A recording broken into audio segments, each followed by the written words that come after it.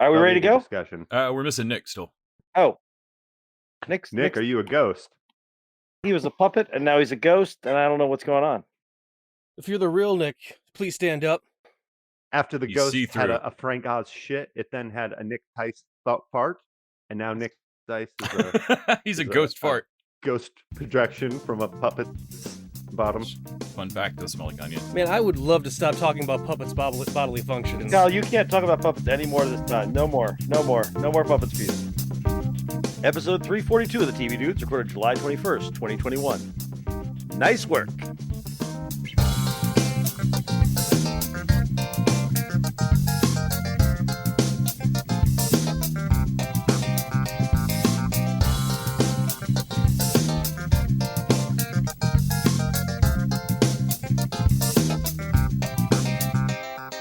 This week, we're talking about some nice work.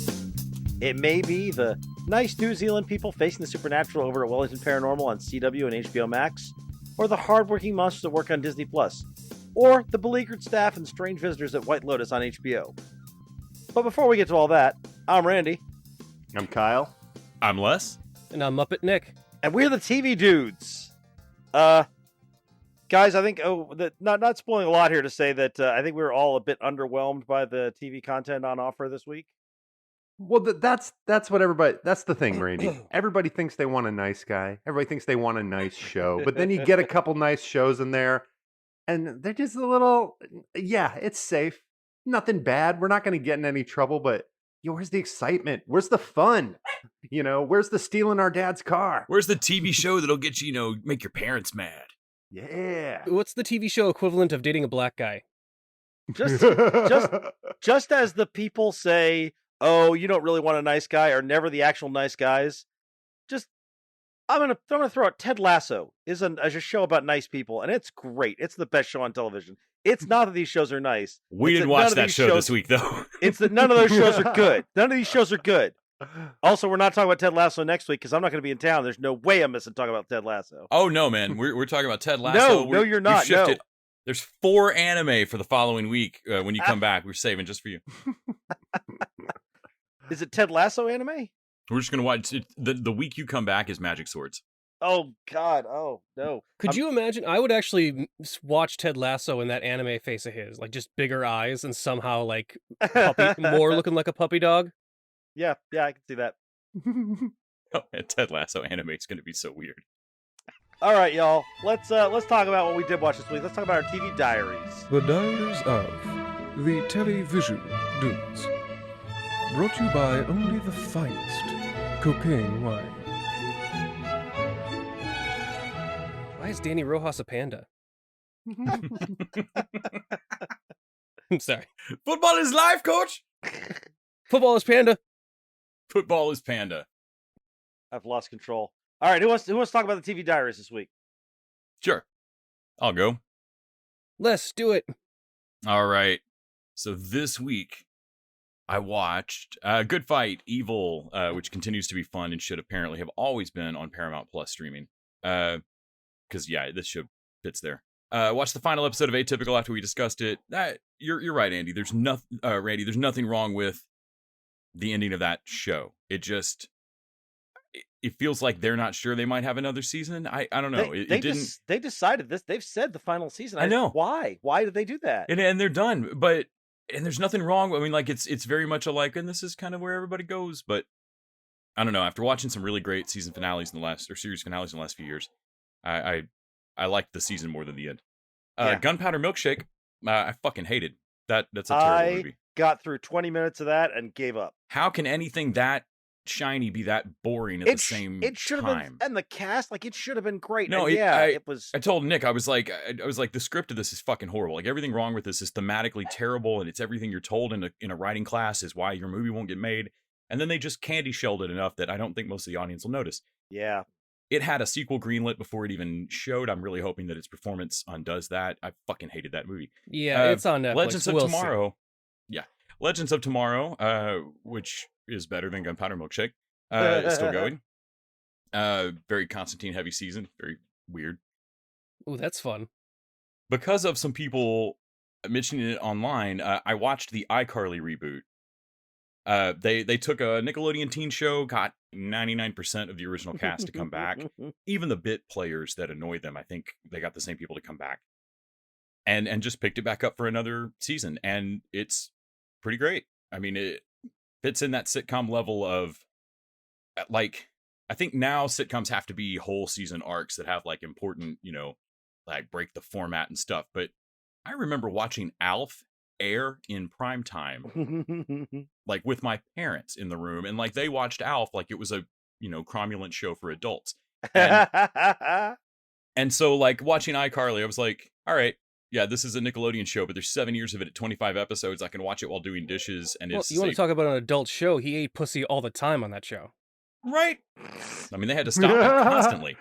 I was like, how do I fit that joke in? Beat you there, Kyle.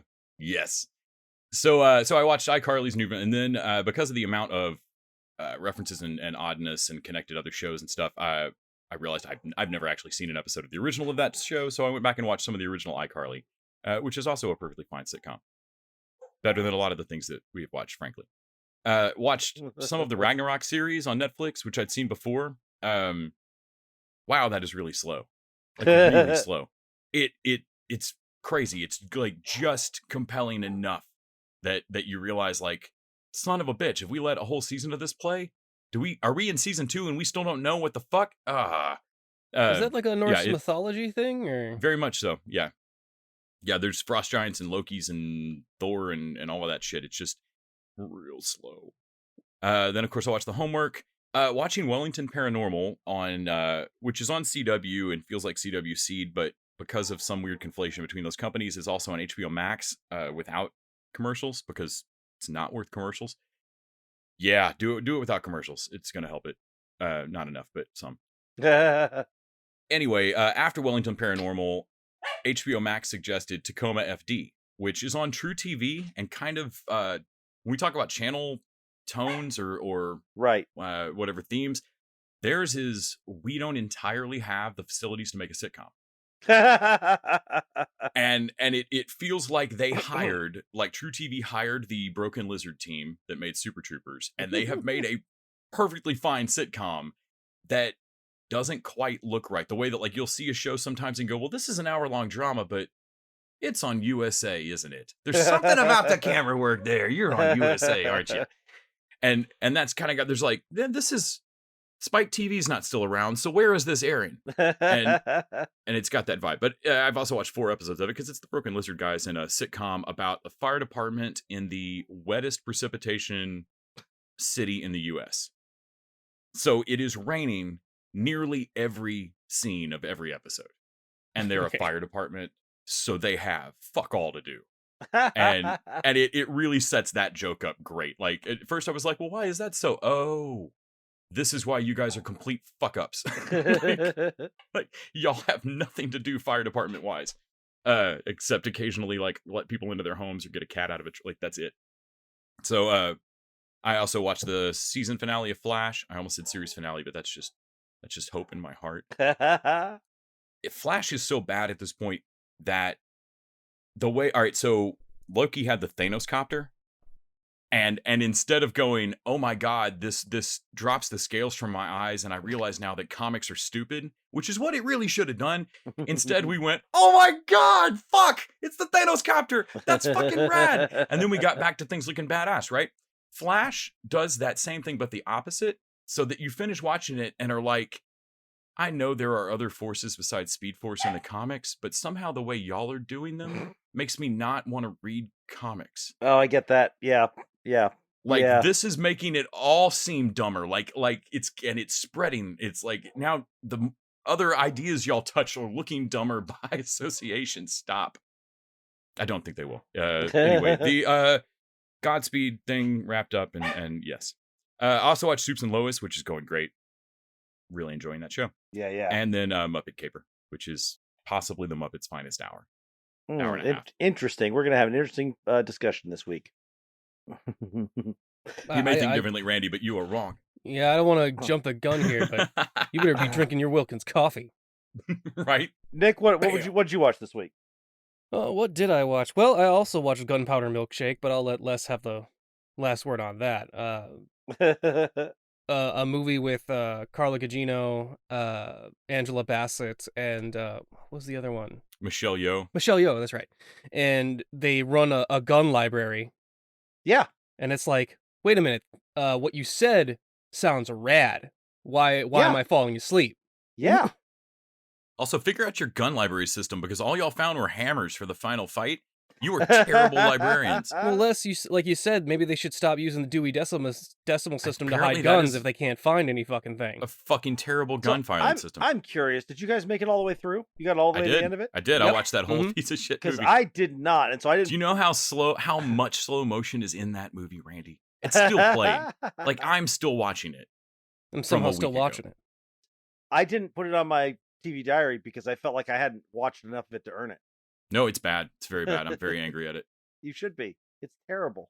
I have two different people that were like, "Holy shit, dude, you don't go off about things like this." Like you messaged me with like, "This movie's fucking awful, but here's the one tiny corner of this turd we'll polish into a diamond." That's exactly what I was shocked by, is that Les contacted me about a movie that sucks, and I'm like, whoa, wait a minute, this is the other way around. Like, while I'm watching, I'm like, we're live tweeting how fucking bad this is. Yeah.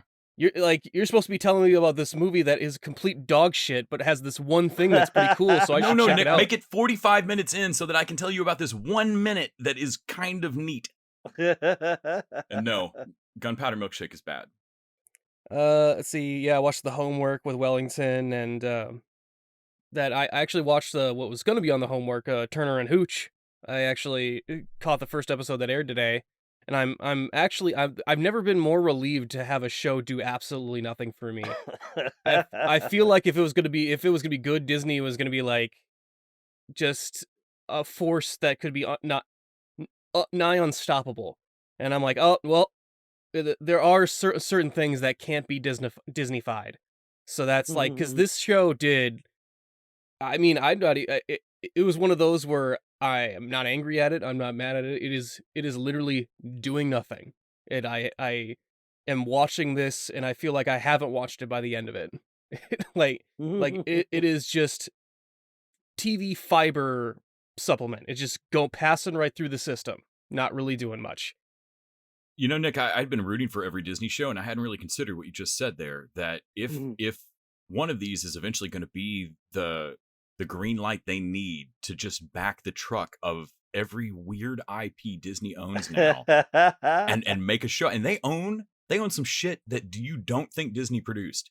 Hand That Rocks the Cradle is a Disney property technically, through a subsidiary picture company, and I'm telling you that Cradle Rock, the series, the musical, is going to be real weird. It's like a Babysitter's Club, but all the kids die. I think this show will be a good reason, like an arbiter, so those shows don't come to pass. Right. They're watching Turner and Hooch test audiences, and like looking out the window and like, back the truck up, guys. Nope, not today. No, we gotta try this again. Like they have it on standby though. They have the dump truck. The villain going, "I'll get you next time, Tice." Clever gadget. Marking cops and dogs off the list of heartstring pullers. Dogs, really? All right, well, I'll go back to rebooting sports properties that no one cares about. It works though. Well, I watched the latest episode of My Hero Academia for my anime watch, and they had a really cool thing for superheroes, which was they actually had to practice their catchphrases and attack names, like yelling their attack names. And they gave a whole reason for it of like, oh, no. After you're done fighting, there's always news reporters. Like there's cameras everywhere now. So you have to be on and be like a heroic figure for the public at all times.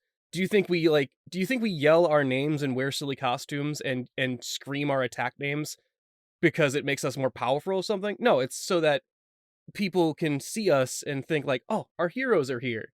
And and I'm like, wow, I don't think anyone's ever taken the time out to explain why an anime is yelling they're yelling their attack names all the time. You know, despite the explanation, I don't feel any better about it. Still don't like it. I think I've seen that in X-Force, the comic. But it's so that they're more effective superheroes. Let's see. I think like X-Statics have done stuff like that, but I don't think I've seen it in anime. But I've also purposely not watched much anime. Yeah. That's not true anymore. We've watched. No, a it's bunch of not. anime, We've yeah. watched so much anime. I watched Space Jam Legacy. Oh, okay. All right. That movie makes a disturbing amount of sense. Okay, the headline I saw about it was like Space Jam is great apocalyptic fiction or something like that, and I was like, oh shit, okay. Well, it's shocking how much the explanation of how they get LeBron James to play a basketball game with Looney Tunes, the progression of it, you like, oh yeah, I see how this happened. Which is something like I just did not think that was gonna like, wow, they really they really hand-holded me through that, and everything that came before this was actually a pretty logical progression of events, and I understand the stakes, understand what everyone's motivation is, which is more than I can say about a lot of other movies. So, and the cameos are fucking awesome. They pick up, what was it, Yosemite Sam from the bar in Casablanca. They just keep picking up people from different Warner Brothers properties to the point where Taz gets thrown out of the Rick and Morty ship. And Yeah, that was the one where I was like, out of all the cameos, there's Rick and Morty and Space Jam. Like, you got to be kidding me. we're done we're done experimenting on your weird badger thing. We couldn't figure it out. Yeah, the things I saw in its mind, it'll haunt my nightmares. See you later, losers. No, it was good. And one of the most charming things, I also watched it. I thought it was really fun, even if it was cheesy at times, but like how they put LeBron in all these different properties and how they did like all these. It was like LeBron was hosting the MTV Movie Awards for like every year. So like they did a lot of like live action stuff where he's like in different cosplay, and then they also did like a lot of animated things. Like it's him playing Quidditch in one of these scenes, and it's like, yeah, he'd be the best Quidditch player. Like, thank God, nobody taught him how to play Quidditch. This sounds even weirder than I expected it to be. This sounds super fucking weird.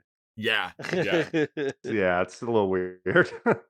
Well, it's one of those things of just realizing how much like, oh, this is actually a better version of the original movie, which is good because you go back and watch that movie and you're like, oh, this isn't very good at all. A lot of it. So the nostalgia here is that like they actually went back for a property that has nostalgic value and like fixed it, or at least improved it, which is something they so rarely do. Well, I guess maybe because they couldn't make the original Space Jam actually any worse, you know? Can you imagine how much of a shitty actor LeBron James would have been to outdo Michael Jordan? The original Space Jam movie, I think, worked because people just really liked Michael Jordan. Like, you could literally just put him in front of a camera for an hour and people would be like, ticket, please. Yep, they did. Nick, what else is on your list? I see a couple other movies there, looks like. Yeah, I didn't actually get a chance to watch too many more TV shows because of the homework kind of kept me busy this week. But I did rewatch some stuff like The Hunt. I talked to Les about The Hunt. He actually hasn't seen it, which is I haven't rare. seen it, so you about to talk to me into it. Yeah, but I had to talk him into like I really love that movie as far as what it's trying to do. Like it's making fun of like liberal elites and stuff, which is funny. Like it's controversy. I'm like, no, guys, this is like way more making fun of the liberal elites than it is the Trump people. I mean, it's making fun of them too. Like it's showing them as idiots, but it's really going vicious as these liberal, dumb, like super sensitive elites. That I love the fact that people are hunting other people, and they're arguing whether or not they should include a black guy. Like, it's like, if we don't add a black guy in this, it's going to be real problematic, guys. I'm like, for hunting people? Who is going to get offended by this? Like, we're really in the weeds on which part of this is racist here. Yeah, like, we're really... Like... And, yeah, the whole idea of, like, you really thought we could... like, we were hunting people. You dumb sons of bitches. So, you know what we did? We actually hunted you. Okay, so what we said was true. No, what you said wasn't true, so we made it true. Okay, so it would have been more accurate to say that you are capable of the thing we accused you of, because it took absolutely nothing for you to do it. I think I mixed this movie up with Ready or Not for the longest time. Yeah, well, during it its seems like delay. very similar. Yeah, except Ready or Not has Samara Weaving and this doesn't, which makes it I inferior. think that's why I've seen Ready or Not and not this one yet. Yeah, But of this one course. has the girl from Glow. Yeah. Who, from what Nick was telling me, is a pretty great action star, apparently. Oh, she's great. She's like I watched her in this movie and I'm like, oh, this is like a next Bruce Campbell. She's got her own like little uh way of like deadpan comedy that is really funny, and she's got the physicality for it. And it's kind of like Ready or Not in the sense that it's people like it takes nothing to outsmart these people that are hunting him. Like what would happen if liberal elites actually hunted people? Well, they'd be terrible at it. They don't know how to hunt people. Like what happens in Ready or Not when like a bunch of socialites try and hunt a person? How do I work a crossbow? Yeah, they would spend 30 minutes on a fucking YouTube video about how to use a crossbow. Yeah. Like it would take a really small amount of effort to outsmart these people. And yeah, she doesn't really do anything other than be normally pretty competent. Also, I watched Sorry to Bother You again, which I think I still have the opinion of that movie that the ending, while good, and I remember it, so maybe that's a thing, also is too... It's the thing I most remember about that movie is the ending. I was like, wait, what the fuck? Yeah, but it's also a little too bizarre for me to the point where it actually ruins the message of that movie, where the character is not a big sacrifice for the character to then turn down that offer, because the offer is unbelievably horrifying. Right, yeah. Well, then again, that movie escalates to where like he's selling some sort of supplement thing at the beginning, right? Mhm. And then by the end, he's selling he more. moves us to the next floor, and they start explaining how this that cult thing worked, and I was like, oh shit, they're slave traders. Yeah. And then by the end of it, like I won't spoil it, but like it's like the last 15 minutes of that movie are if you ever like saw someone on a timeshare or someone on a TV selling you something. Only instead of selling you part-time, 6 months at a time at a condo in the Caribbean, they're selling you the Holocaust. Yeah.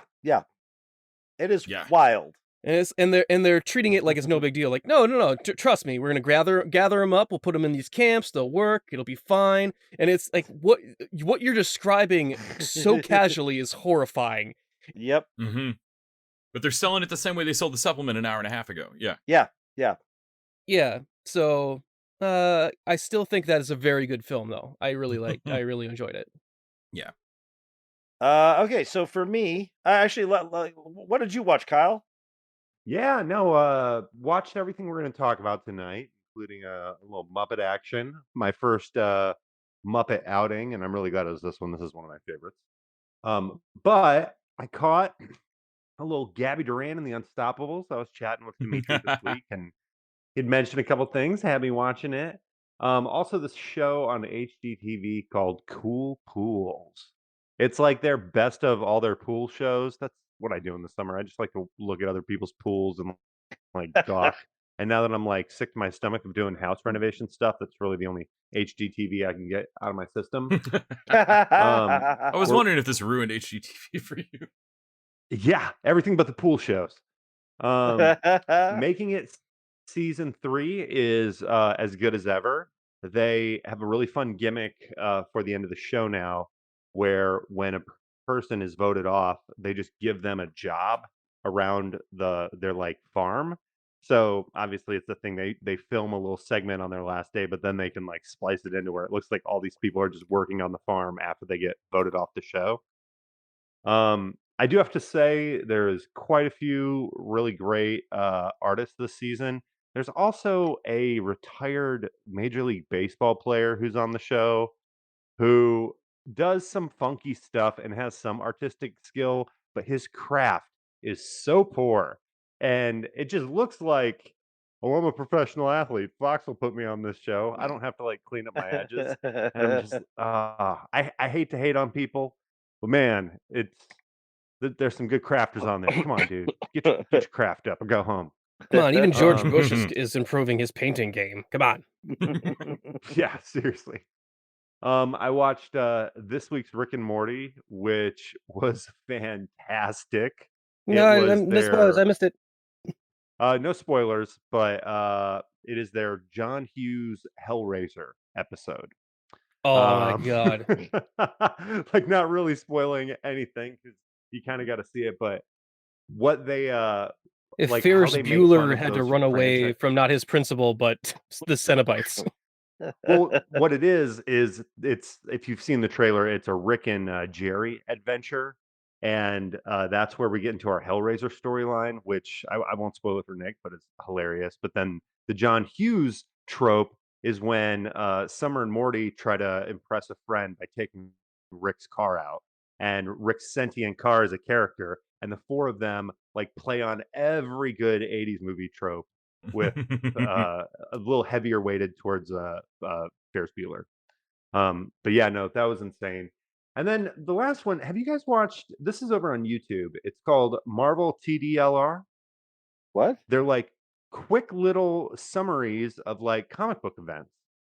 And they're like 3 to 10 minutes long, and I think they're for either for kids or for just like all ages to kind of like if you want to like catch up on, you got to read this before you read that. They just summarize these big comic book events in like short little cartoon animations. So there was Civil War, there Oh, was so Infinity Disney's just doing their Saga. own scree rants, everything you need to know about Right? the Eternals.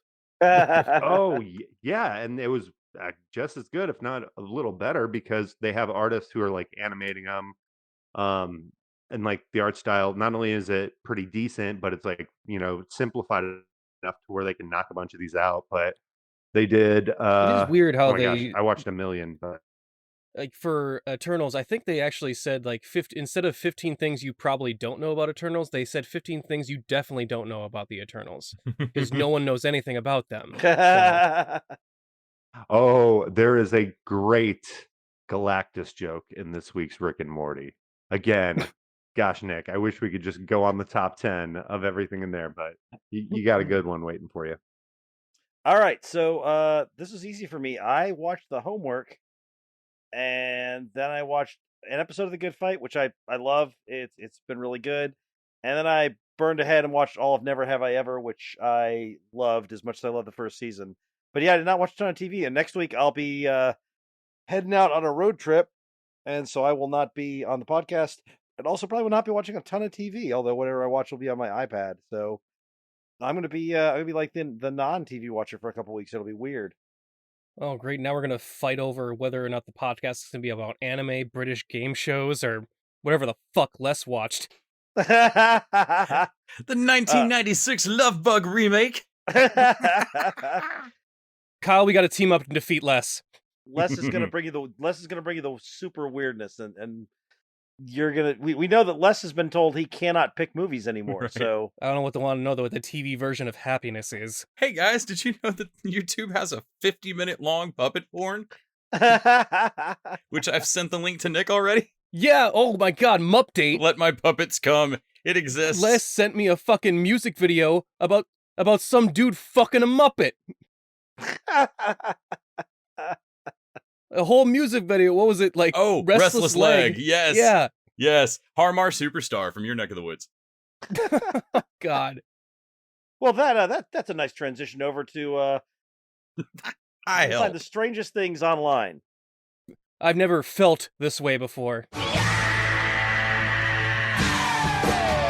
But is it stranger than what comes on out of Nick's brain? And that's the subject of our segment, Stranger Than Fan Fiction. Imagine, if you will, a reality containing television programs so bizarre they are indistinguishable from the ravings of a madman. Is the show you are about to hear simply a fabrication in the mind of a man with clearly nothing better to do with his time? Or is the truth indeed stranger than fan fiction? All right. And whose turn is it to pick? Kyle went last time. Randy, I is it think your it's turn? Les's turn. Oh. I think it's Les's. Oh, I'll take it because I won't be here. Do it. You won't be here next week. Yeah. Okay. Okay, so I got I and Y. I will take Y. As in, why, oh God, am I going to do this? Why are we doing this? Yes. Why does this exist? All right, guys. Here is a show that the setup is actually pretty good. Although anime's setups are always pretty good and they rarely ever deliver on it. But This one, I liked at least the first episode because it shows like a mansion like full of servants basically going about their duties, cleaning up stuff, doing the laundry, and basically just kind of like a 2 to 3 minute segment of all these characters doing their weird random stuff. I mean, they're demons and other shit or whatever, but it's pretty normal otherwise. And then they go to the main guy, the owner of the house, apparently the Lord, and they wake him up, and he goes, "I told you to stop fucking breaking in here." Which I was like, wait a minute, what? And it shows that, yeah, they broke into the back, and apparently they break in every day to do their chores. And it cuts back to like a week beforehand where this kid is told, like, it's get this letter that like, oh hey, your dad died. And this kid is he never knew his dad, he's been adopted. And he's like, what, wait, who was my dad? And he finds out that he was actually, as a baby, he was a little demon, and he got sent into the human world because there was a bunch of assassination attempts on his family or whatever. So they like Mosesed him down not the river, but like the space-time river. And now that his dad died, he's the rightful lord of this land that he's over, some sort of mountainous fucking area, I don't know. And he has to like, he gets there and he's trying to figure out how to just not do it. He's like, no, my life is going pretty good. Like, I mean, I don't make a lot of money, but the architecture for my work for is pretty cool. And I'm about to get that promotion I always wanted. It's like, well, promotion? Well, now you can run everything. You're a demon lord, man. It's like, yeah, but I don't want to, like, do that. How much killing does it involve? Like, oh, a whole fucking lot. You're gonna have a blast, man. And he asked them, like, okay, well, if I just leave this place, like, you can't just make me come here. Like, yeah, you're right. You have the choice to leave this place. Of course, we won't have a purpose, so then we'll kill ourselves. What? Yeah, apparently that it's under their contract that if they're not providing any useful service, that they are to kill themselves so they cannot be used for information against them by their enemies. So, like, as soon as they are fired, they are dead. So this kid is like blackmailed emotionally to take care of this fucking lord, like this lordship or whatever he's got. And I liked this idea of, they explained why, like, Skeletor demon lairs, why they're leveled, is because heroes show up so often that if you had one story building, you'd never get anything done. You need to have like at least 5 or 6 stories so you can be at the top, so that you have guys fight the heroes at the bottom, so that only a couple heroes will reach the top a day. It looks cool too, but it's actually for a function, which I thought was like, oh, they never really explain that or give a reason. Also, they have a half snake ladies, which I actually learned are called Lamia, so I learned something new this week. And they're like his bodyguards and his physical trainers, and he has a crush on the main one, and it is really weird. He apparently likes pain, I think, because he this snake chick is crushing him, and he's like, any last words? And his last words are whispered, harder. Okay, so I feel weird about any time that this snake grabs him. And it did have a great line, though. I will say this. He has a great line with that snake of like, if you're not on the bottom floor for training in 5 minutes, if you're a minute late, I'm going to punish you. Like, what do you got to say to that? Well, all I got to say, the only thing I can say is that I see you in 6. And I was like, damn it, nailed it. That's pretty good. You got to give him that one. He gets pregnant from a kiss. So he likes this girl in the regular world, and apparently, like, he kisses her for the first time. He has his first kiss, and then he lays an egg, and he's confused as to why, obviously. And the people explain to him, like, well, why did you kiss her without a protection spell? You know that us demons, that's how we procreate. which also made a disturbing amount of sense to me because a lot of these creatures are naked and half like animal stuff. So how would these snake ladies without genitals procreate, or the werewolf people procreate? So that actually explained another thing that I don't think anyone needed explaining in anime ever. Yeah, I think I got to the point where obviously I didn't watch this the whole way through. So I got to where he's laying an egg, and I was like, okay, I think I got the gist of this. And then the next episode was him like conquering a village and basically just trying to negotiate with the town leader. Like, look, I don't want to like do this. Can't you just like submit to us so I don't have to like kill a bunch of you? No, like it's demon lies. No, man, I just want to not do this. If I don't like take over a certain amount of like my military advisors won't have anything to do, and then they'll kill themselves, and then I'll have to like, it's a whole thing, man. Like, could you just not? And he ends up having to fight the town mayor, and because he wins, he gets the town mayor provides him his daughter. Like, well, you won, so obviously you can have my daughter. No, I didn't ask for that. Well, here you go. No, but I didn't fuck. So now he's got a new roommate, apparently. I didn't see where that goes, but I'm assuming somewhere weird and maybe another egg laying thing. I don't know. So guys, is this show something that I made up and wrote down in my puberty years when I had really strange sex dreams, or is the truth indeed stranger than fanfiction? I believe it can be both. But also, I believe this is real. I believe this is so real. Ken Burns is currently working on a documentary about it. I believe this absolutely exists. It was fake halfway through. About to the halfway point, I was like, he's made all this up. But then there's about halfway through, I was just like, oh no, he's still going. There's no way he put all that together. That 6-minute line, I can't believe passes translation, though. But it's so good. Well, I think I'm pretty sure it's not what it says in Japanese. Okay. Like I can only assume. I'm the tiebreaker here on this. I want very much for this to be fake, except that if it is fake, Nick made all this up, and then I'm real worried about it. Sure. So I'm gonna say it's real, in hopes for my good friend Nick. Okay, so that's 3 reels, I guess. Is that everyone's reel? Yep. Yeah. Kyle, do you think it's real? Yeah.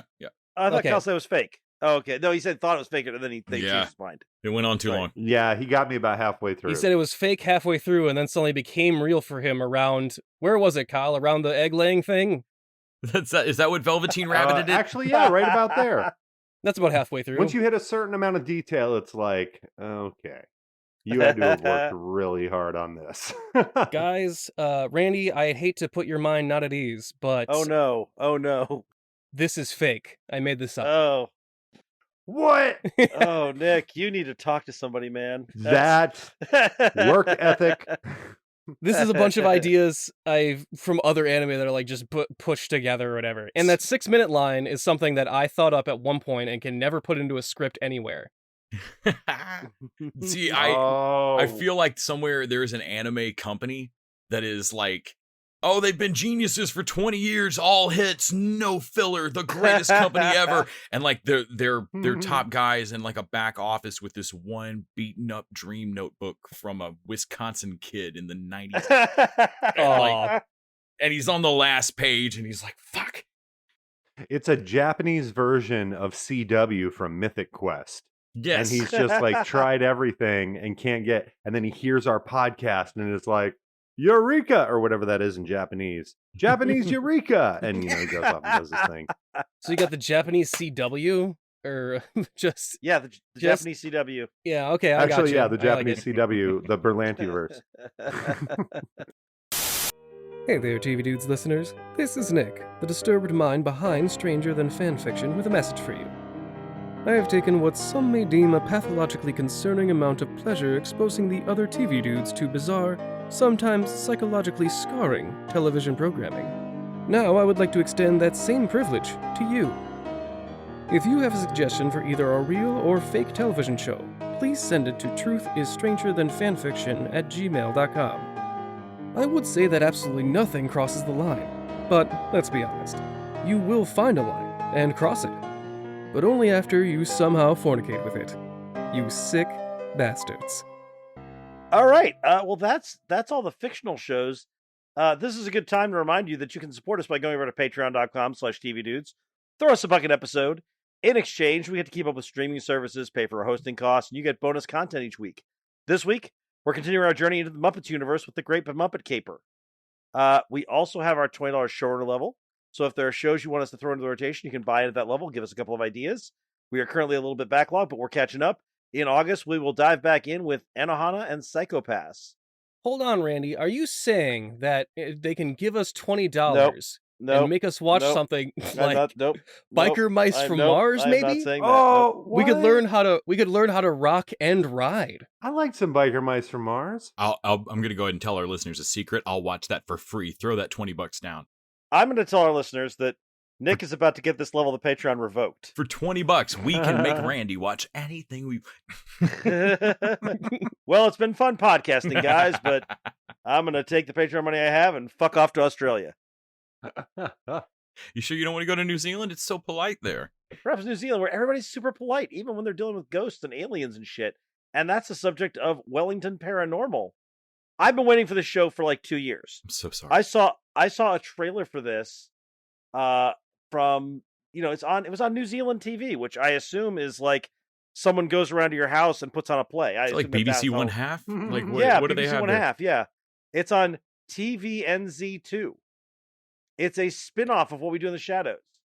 And it's co-created by Taika Waititi and Jermaine Clement. And it's about these hapless policemen dealing with the paranormal. This looked amazing. I was so happy it's finally coming on American TV. And then I watched 2 episodes of it. I didn't make it through the second episode. It's boring as fuck. Oh man, it's so dull. It's not funny. No, I did. I take that back. The second episode, she gets hung on the fence, right? Yeah. No, This doesn't normally happen. no, is that the first episode? Oh god, that was That's still the first going. episode. Yeah. Yeah, that was still going. The second one has the crazy aliens that keep duplicating people. Yeah. Oh, yeah. It just after the opening scene wasn't bad with like the continuous vomit of and the polite cop, but that's the only bit. Like that's the joke. Yeah. I have a theory why this doesn't work. The whole point of their characters in the film were that a lot of comedy is created when you have like normal people reacting in a normal way to an extraordinary circumstance. Right. And What We Do in the Shadows, the whole film was like kind of made fun of that idea. Extraordinary circumstances with just like mundane things happening within them. Yeah. Mhm. So now Yeah. you get to this show and they're the stars. It's like if you did Arrested Development, but you just had Jason Bateman and none of the family. And he just like went around to his neighbors who were kind of normal and was like, hey, can I borrow a cup of sugar? Or oh, here's a whole bag of sugar. It's like, that's more than I was looking for. Yep. Like that's literally what you have with this show. Yeah. Yeah, a lot of the comedy is, wow, look at this strange thing, and we're gonna pretend like it's something else normal, and we're gonna have a hard time identifying it. I actually found it a little bit funnier, like not greatly funnier, but I laughed at a couple lines. The ghost episode is the third episode, and there was one in there that he sees a orgy in a hot tub, and he tries to explain it to Minogue tries to explain it to the partner, and is like, "Are you sure it wasn't one of your fantasies? like I saw a 70s orgy. Like, are you sure it wasn't one of your fantasies? No, my fantasies are all set in the 90s." Is that what the partner said? The woman or the Yeah, the partner was the one asking him about it, and of course Minogue being the one that's the moron, the dumber one of the two of the dumb shits. Yeah. They're both pretty morons. but they have And their Also, chief is also a moron. this show definitely wasn't worth hitting the kid from Deadpool with an age ray so that he could grow up and play the sergeant. You're funny for that one. That's not Dennison, I think is the real kid's name. I can't think of his first name, but no, I actually like the sergeant more than the two leads. I do was too. like, okay, I do too. I think here to he's more play. entertaining. Yeah. Like this phenomenon. I don't know. Phenomena? Phenomenon. Phenomenon. Phenomenon? Yes. We're like Mulder and Scully. And that we have a lot of sexual tension. Mm-hmm. Yeah. In that she's the smart one, the scientist, and I'm a dude with brown hair. Yeah, like in the same way that I can't exactly explain how Flight of the Conchords did work for me. Mhm. Yeah. I can't exactly explain why this is not. But I found this. Were we supposed to get werewolves? Like, Yeah, where's that? where's Yeah. werewolves for me, Yeah, that would have please? been a knockout. Hey, we're werewolves, not swearwolves. This feels like it came off CW Seed.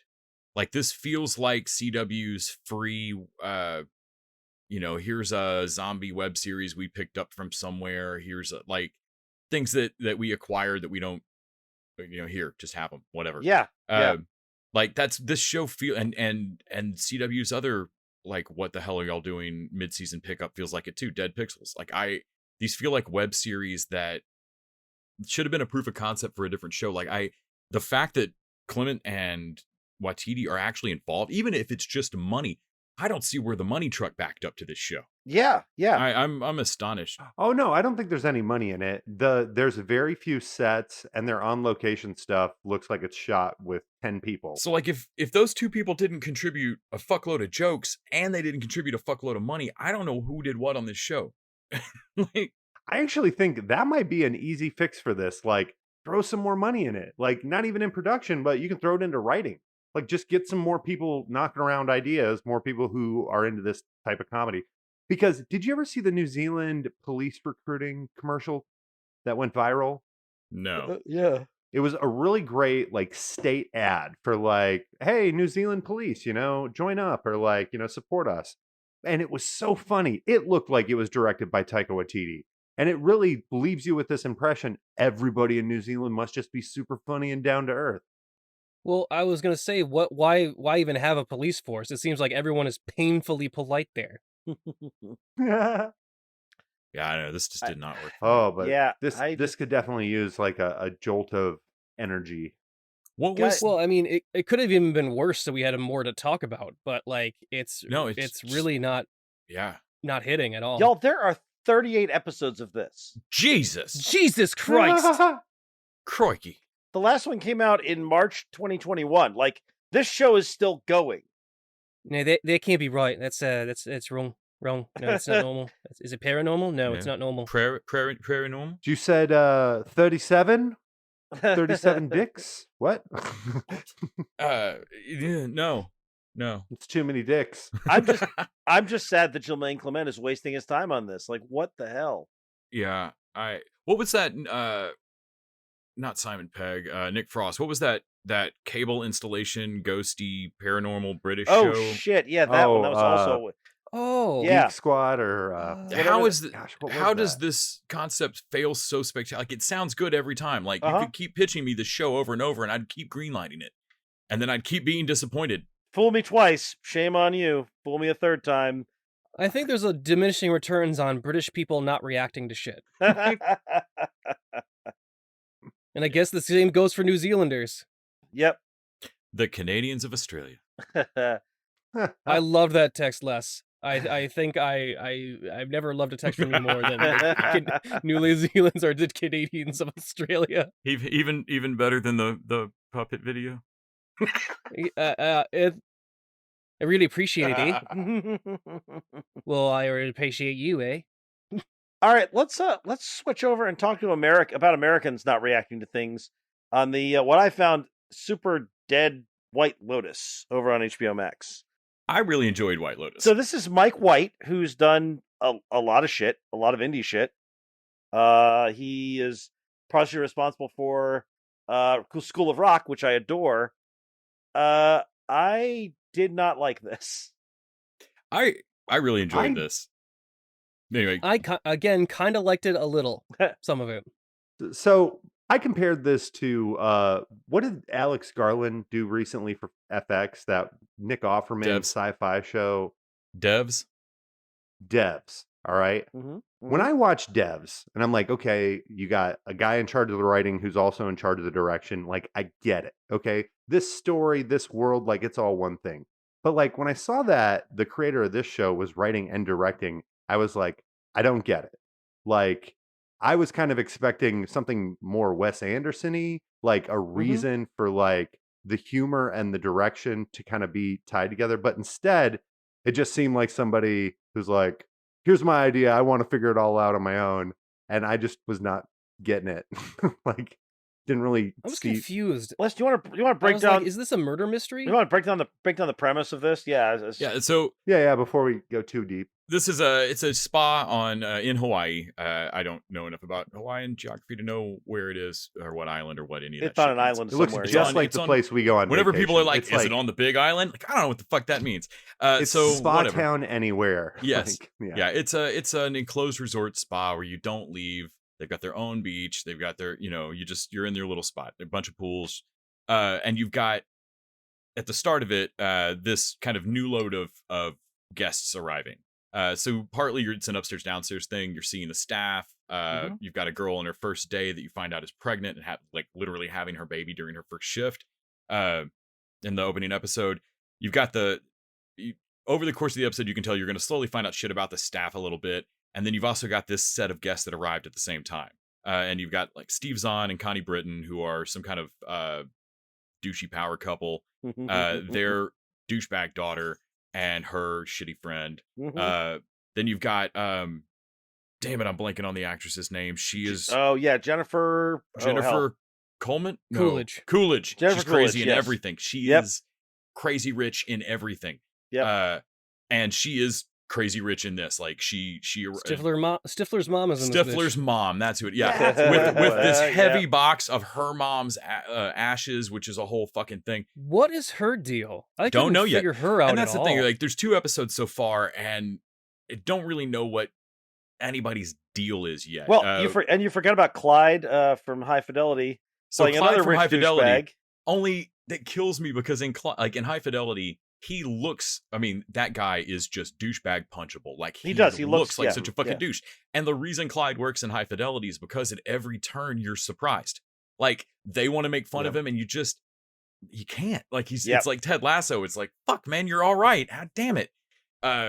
And Here and he's a uber douchebag. he's exactly what you fucking think he is. You don't like him in this. But his Exactly. arc is also confusing because he's mad about something that they actually fucked up. But he's married to Alexandra Daddario, playing a kind of vapid, terrible person as well. Everyone in the show is fucking terrible. Only I kind of like I was discussing with Fanny about like the particular balance you have to hit for me to watch a show of terrible people. Because a lot of TV is about like, look at these shitbags. Yeah. And a lot of times I'm like, fuck all you people. And there's something about like, he's an asshole. Her husband, Clyde. Yeah. But they did fuck his room up. Yeah. And sure. and but they're paying more for that other room. but he is still like actively ruining their honeymoon by Mhm. not letting it go and being Yep. completely oblivious to it. And then like she is also like not great, but I also Yeah. get where she's coming from of like, oh fuck, I have screwed up by marrying this fuckwit.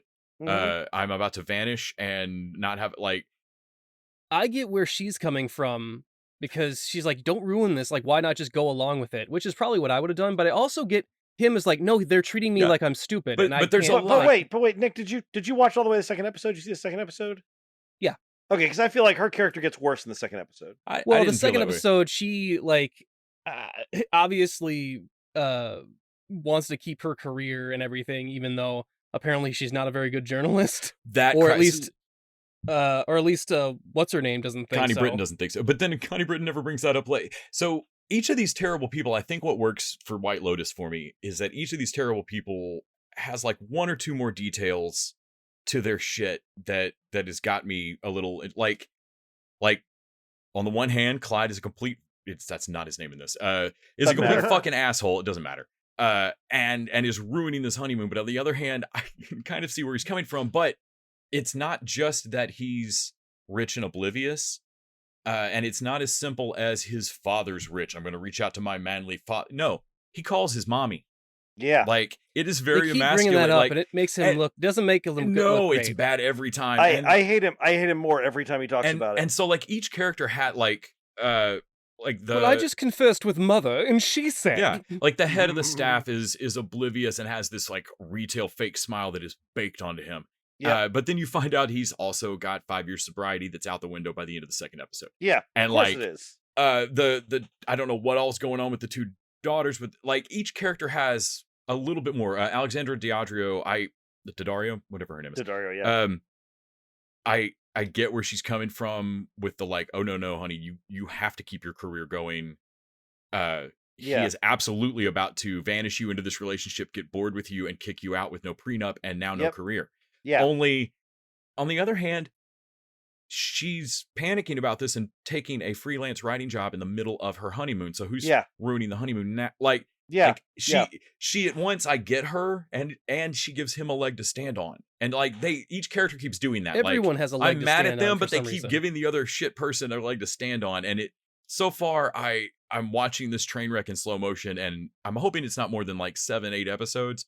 But I do want to see where this ends, because we have this fucked up wraparound story that has led us to believe in the opening. Well, somebody died. They're definitely loading a body onto that plane.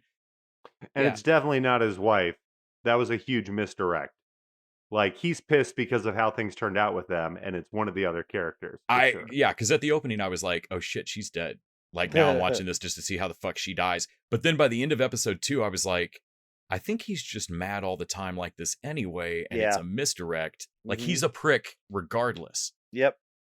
Yeah, well, I also think the maid that has the baby or whatever, like her thing is confusing too, because one, I'm like, yeah, I feel bad for like her thinking she has to work through this, and I get that, but also I can't be mad at the other guy because he doesn't know you're about to have a baby. No, like, and he probably would act differently. Maybe he wouldn't. He's blameless in it, but he feels fucking bad about it. So let me ask you guys. What is the tone of this show? Is it a comedy? Is it a drama? I have no idea. Great question. I don't know. I have no idea. No idea. I honestly don't know. I don't think I like it as much as Les, but I am fascinated by it. I'm going to at least watch it for one more episode to see where it's going. It's interesting enough. Like, you get to the end of the episodes and you're like, I mean, I want to know what's going on, but why are we here? Are you going to try to sell us a timeshare at the end of this? It also has Sydney Sweeney in it. Remember her from 90s Sucks, Les? Oh, yeah. Is that where she's from? Yes. Everything sucks. Other coming to terms with her sexuality storyline, where, like, I don't know if that's her thing, is like, I'm going to be the misunderstood lesbian of your show. Because apparently, I didn't think she was going to, but then she gets a look at Alexandra Daddario and just ogles her. Right. Like, God damn! This show has, I usually don't watch these, but it has a, like, coming up on this season. Okay, all right. And by the end of that minute, I was like, oh shit, okay, this gets a little more batshit. That I watched it right at the end of episode 1 and was like, because I was kind of wondering, like, is this going to be a slow burn about terrible people, or is like, oh no, it looks like this whole island is going to catch fire. Like, shit. At least one corpse. Here's the thing: when Connie Britton is on the screen, or Steve Zahn, I'm always engaged. Steve Zahn's giant penis in episode 1. I love both of them. I am. Why are you staring at your dick, dude? I love both of Staring them. at my balls. I think the most engaging scene in this entire thing was Connie Britton talking to Daddario, and the slow realization from both of them how awkward this is about to get when she realized that she wrote a profile that she hated, and that she's like, but I don't understand, why'd you hate it? It was nothing. It was puff piece, and that Connie Britton took immediate and long-term offense to that piece. Yes, and had reasons on the ready. Like, Connie Britton's that kind of crazy bitch to have. Yeah. Like, oh no. Yeah, she remembered that puff piece and hated her for it. Also, like, she reads into it too much. Yeah. But also, it sounds like the piece wasn't worked. Like, she didn't work very hard on it. Yeah. Well, I basically lifted it from the Times. Well, then that's a terrible job. Like, she kills her on it. Yeah, it's clear that she's not a good reporter. Like, that she's probably the best thing that's happened to her is marrying this dickhead, and yet in some ways it's also the worst thing that's happened to her. Also, I like Jennifer Coolidge's crazy obsession with her. I don't know where that's with going. her massage therapist. I feel like what's the other, this masseuse might be the body. Yeah, it's possible. This is weird. But also the two girls, the one is who's clearly got a lesbian crush on the other one. Like, there's some weird shit going on with, like, all they of only this read Freud and Nietzsche. all of this is potentially fascinating, but none of it is actually interesting. It's all potentially interesting. Yes, fascinating, Nick, is the right word for this. Like, I'm definitely going to watch another episode. Oh, it's like a bunch of train wrecks that are about to happen, but the cars are just kind of moving a little slow. Yeah. Like, they could totally if I get to episode 7 and they miss each other, I'm going to be mad. If I don't get a train wreck. I was promised a train wreck. The 10 cart pileup. Les is the only one there when the avoid of the car wreck and everyone lives where he's just booing like boo. No!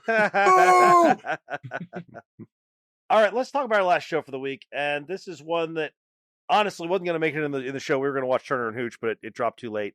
So we watched the 2 episodes of Monsters at Work on Disney Plus, and this is basically this takes place right after Monsters Inc. Before the postscript that is the end of it. Basically, this is right after they've discovered that Laugh works better than Scream. They have to reconfigure their entire business model. They're dealing with this. The prestigious head of the firm has been, disgraced. And their point of view character they bring in is this guy, this college kid who is like the top scarer. He's like a big college recruit. He was going to come in and be the scarer in chief, and he comes and discovers that scarers aren't necessary anymore. Now he's for the maintenance crew. And I was watching this and thinking, I don't give a shit what happens at Monsters Inc. I know what's going to happen. Like we know it all works out because we've seen the postscript. And I think and this is the same problem I have with Monsters University. I think what I've realized is that Monsters Inc. I really like the movie, but the main character is not Mike and Sully. It's fucking Boo. Like that's the heart of it. And without something like that, it doesn't work. It's interesting of why they keep going back to Monsters Inc. I don't know why. Was it very popular with kids, or is it just have more opportunities than some of the other Pixar films? Or Billy Crystal and John Goodman are just returning calls left and right. It's like the ones they do sequels or like series about are like Cars gets a sequel and Monsters Inc. And I'm like, these are the ones that are kind of like, I mean, Monsters Inc. You just stole your premise from Ah Real Monsters anyway. Like, But you took out the gross stuff. and then you literally stole it from Monsters University of like, oh, you introduced to the school the only thing you left out of Ah Real Monsters. Great. And this one is kind of like a blue collar trying to figure out what to do after your job is obsolete. Yeah, something that the kids will really get into. Right. Career change training. That's what. But then again, if someone were to come to me and say, "I need you to make a Monsters University or Monsters Inc. show," I would first say, "Please don't make me do that. For the love of God, please don't make me do that." And then after they put the gun to my head, I would say, "Then this would be the show I would make." What happens afterwards in the Laugh Factory and how it gets set up, and I would delve into the world a little bit more. But it's a world that's not particularly interesting. Well, also. Pixar used to be all about finding that universal theme, so that no matter what the trappings of it were, it's about childhood and emotions and stuff that really gets you. And the notion of taking this like, what is it like to be a guy who's skilled at a job that is no longer valid? Like that's an interesting thing that you can then make. So like, oh, the adults get that and the kids get this, but it's like no one considered what the kids get, and what the adults get isn't that interesting either. And the idea of like relearning of like monsters having to learn to be funny. I mean, that's a fun premise. The idea of exploring what's funny, and could be a fun premise. But like Nick said, like the idea of retraining jobs is not particularly funny. Yeah. This show. Also, I think Mike and Sully take too much of the show, actually. Yeah. And I can't believe they got John Goodman and Billy Crystal and Jennifer Tilly. They got them all back. I thought they were only in the opening thing. Disney I can't Plus either. money. Yeah. Yeah, but they're in too much of the episode or episodes even. Yeah. What I liked was the guys in the what did they call it? The Myth or something. Or I didn't like them either. I didn't like the Miffed. mechanics or whatever. I didn't I give a like shit one of them about is Miff. Banana Bread because he can't talk, But he's he gone just now. brings in Banana Bread, and one of them thinks he's after the new guy's after his job, and he's like psychotic about it. Yeah, I do feel like it was a workplace comedy with slightly more mature tones for workplace comedies, kind of thinking about, like you were saying, the themes of this kid just graduated school, probably has tons of like monster student loan debt. And he shows up for work and they're like, no, we don't need illustrators anymore. That's all on the computer now. It's like something that I feel like adults would get, but again, this is totally a kids show. So they're definitely punching above their weight class on this one, teaching them themes they can't connect with yet. The best moment for me in episode 1 was Mindy Kaling. Oh yeah, I know you. So you finished out school and I didn't, and I knew you work the same place now. That was Mindy Kaling. As someone who has not finished a higher education, I really resonated with that. Of like that, and I was like, well, man, a lot of little kids are going to get this bit. Hey, it's nice to see you after 8 years. We're in the same position. Isn't that weird? How much money do they throw at this fucking thing? Mindy I don't know. Kaling's in it. Isn't that John Lovitz doing one of the voices too? No, so Ben Feldman is Ben Feldman, okay. is the lead. Yeah, I mean, there's some fairly decent voices in here, and Where have I heard that guy's voice before? The main lead. A to Z. He's also the lawyer in Silicon Valley. Yeah. You've Yes. seen him in some other stuff too. Yeah. Okay, so he's just been around, and I background noticed him. Superstore. Yeah. And there's something about the animation of this though, and I never saw Monsters University. I enjoyed Monsters Inc., but I didn't really get why it got a sequel, Yeah. or whatever it is. And Toys, that's why. watching this, this feels like Disney afternoon animation. Like I enjoy me some gummy bears, but let's not pretend that it is going to make it to the big screen like Aladdin. And this feels like I don't want to go back and watch Monsters Inc. to see, but it feels like the animation's shittier here somehow. Yeah. I mean, I rewound something to see if Scully if there was like a plane sorting error when somebody sat down once, where I was like, that just looks wrong. Yeah, it's weird. Also, that like, of all the things that you could be making with their Disney Plus has, there's a break here where there's no Marvel show. This is what's on Disney Plus right now.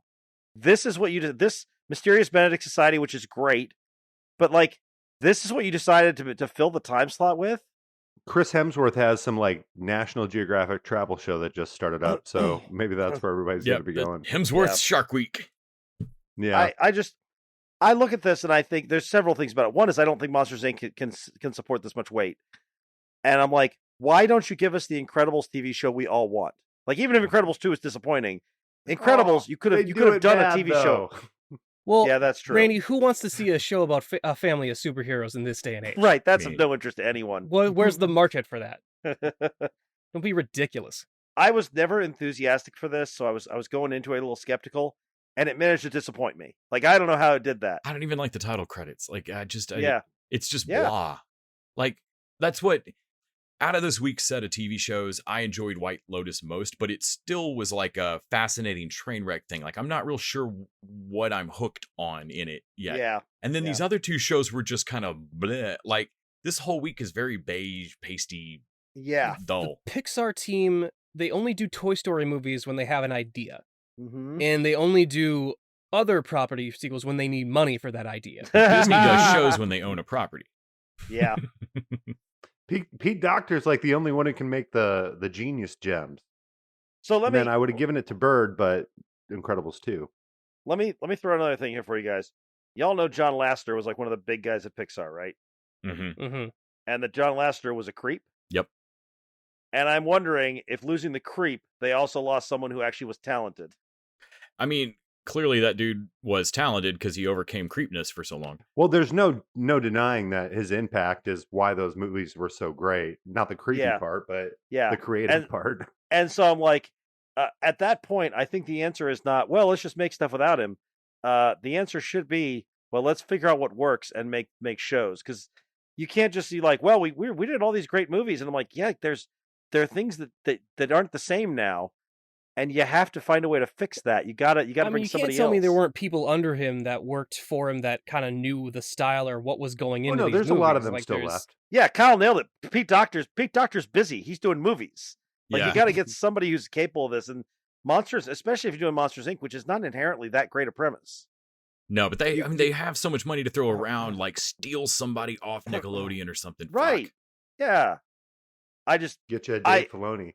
This was just. I'm surprised Disney hasn't thrown money at Mike and Brian Kickett's. What was it? The guys that made Avatar, Last Airbender. Same. Said, pick one of our properties. We don't care. Make something. Hey, did y'all step off of your Netflix show? Well, we have a whole world here. Yeah. You know what? It's a whole new world. Don't you dare close your eyes. It's a new fantastic point of view, gentlemen.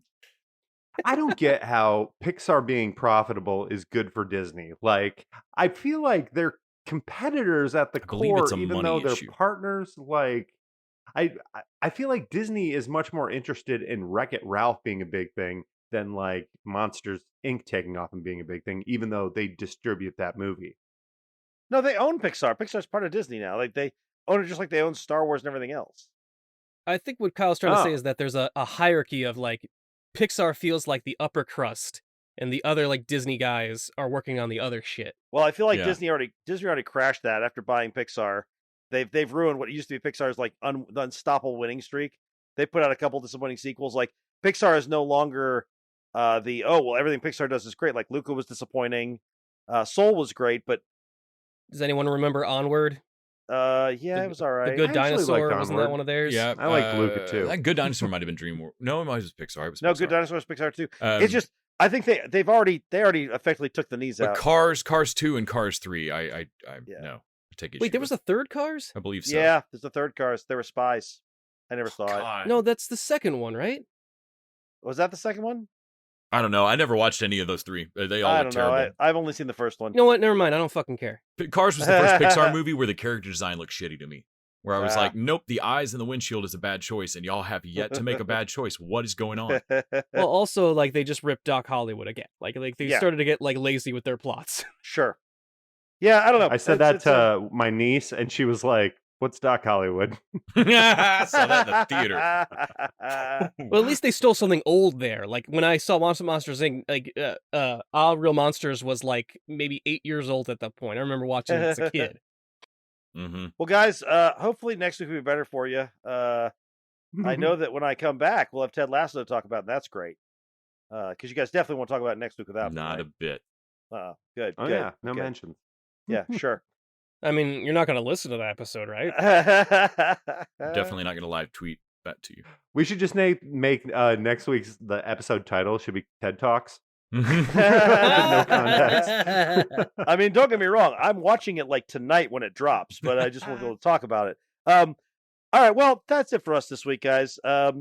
Thank you, Nick. Thank you, Les. Thank you, Kyle. Thanks, Kyle, Nick, Thank you, all the Randy. dudes. And team. No, thank you for this week. Thank you to our listeners. Thank you to our patrons. Reminder that if you are wanting to catch up on our updates, we are doing Patreon movie marathon. We're going to talk about the Great Muppet Caper this week, and Still you got can that always Frank join Oz us. image in my head. You can always join us for $1 a week or $1 an episode. We'll get you access to all our Patreon content. And until next time, TV Dudes out! The TV Dudes is an independently run podcast out of Austin, Texas. We are exclusively listener supported. If you'd like to help us out, go to patreon.com/TV Dudes. You can also find us on Facebook, Twitter, and Instagram at TV Dudes. All the music for our show is done by our friend and original TV dude Gregory J. Amani Smith. To find out more about us, go to thetvdudes.com. I'm Randy Lander. I'm Les Weiler. And I'm Kyle Scott. Thanks for listening.